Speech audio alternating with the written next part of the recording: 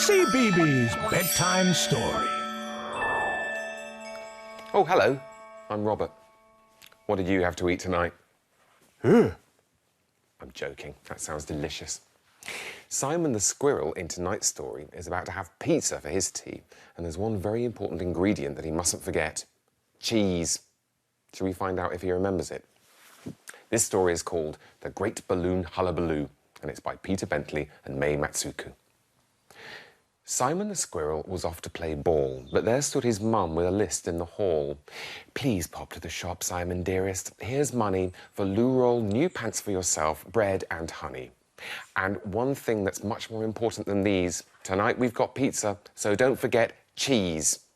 So off trotted Simon with Rodney Raccoon. Suddenly Simon said, "Look, it's the moon. Everybody knows that it's made out of cheese. If we jump, we can take just as much as we please." They ran to the lake in a mad, gleeful dash, leapt from a tree trunk and landed. Kersplash! "You pair of daft noodles, the moon's in the sky," laughed Bethany Bear, who stood watching nearby. "No problem," said Simon, "we'll fly to the moon in old Uncle Somerset's special balloon." "You're all very welcome to go for a ride," said old Uncle Somerset. "Clamber inside, grab a nice cushion, there's plenty to try." Then he untied the rope and they rose in the sky. They shot into space with spectacular force until a great comet, whoosh, blew them off course. "You've gone the wrong way," said a cow with a frown. She'd just jumped the moon and was on her way down. "Oh, well," Simon said, as they sped through the stars, "it looks like we'll have to go shopping on Mars." They landed on Mars and bought honey and bread from a little green man with 3 eyes in each head.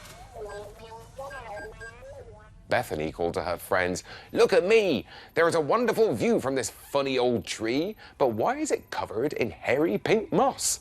"Because I'm a monster, and boy, I am cross." They fled from the monster and headed for Saturn, where Simon tried pants with a star-spangled pattern. "Ugh, look at that weirdo," the aliens said. On Saturn, they wear pants on their head. At the store on Uranus, all shrouded in mist, Simon said, "Toilet roll's next on Mum's list."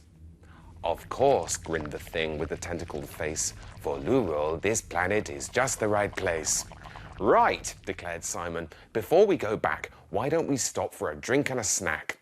They called in at Pluto for cosmic rock cakes, which they ate at the Milky Way parlour with shakes. On Neptune, they hoped to get space fish and fries. Instead, all they caught was a scary surprise.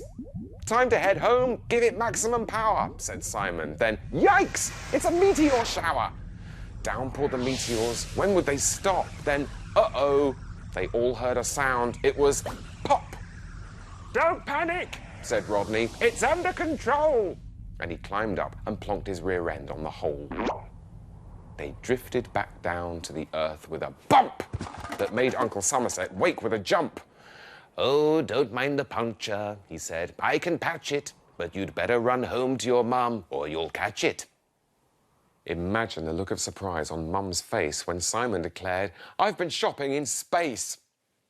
"You can tell us about it at dinner time, please," said his mum. "I've made pizzas. I just need the cheese." Simon searched in the bag for the things on Mum's list. "Whoops," blushed the squirrel. "There's one thing I missed. Cheese."